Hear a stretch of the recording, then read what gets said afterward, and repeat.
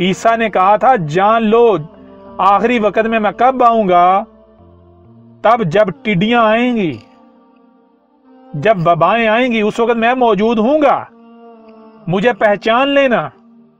मैं कैसे आऊंगा सारा वाज़ेह कर दिया गया था, जैसे रब का भेजा हुआ आता है।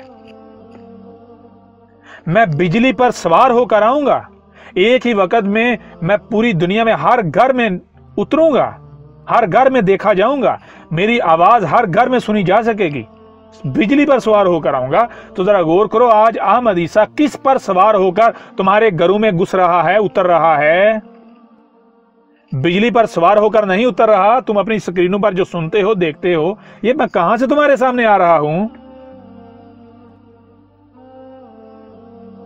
ये मैं ही था जो आज से 14 सदियां कबल मोहम्मद की सूरत में आया, जो उससे पहले ईसा इब्ने मरियम की सूरत में आया, जो उससे पहले मूसा की सूरत में आया, उससे पहले इब्राहिम की सूरत में आया, लूत की सूरत में आया, शुएब की सूरत में आया, सालेह की सूरत में आया, हूद की सूरत में आया, नूह की सूरत में आया। वो मैं ही था।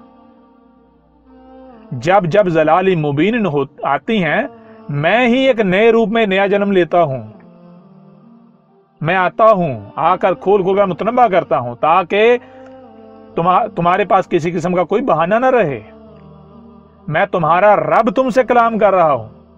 ये जिसे तुम कायनात का नाम देते हो, तुमने मेरे साथ दुश्मनी की इंतहा कर लिया। अब मेरे सब्र का पैमाना खत्म हो गया, लिबरेज हो गया, अब सब्र की हद आ गई। अब मैं तुम्हें सफा हस्ती से मिटाने जा रहा हूं, लेकिन उससे पहले तुम्हारे ऊपर हुज्जत करना लाजिम है।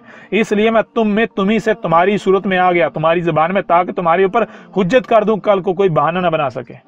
कि हमें अगर बताया गया होता तो हम बाज आ जाते और हम बचने वालों में से हो जाते। अहमद ईसा कौन है? क्या आप अहमद ईसा को जानते हैं? अहमद ईसा वो है जिसने उन बातों पर से पर्दा उठाया है जिस पर आज हर कोई इख्तलाफ कर रहा है।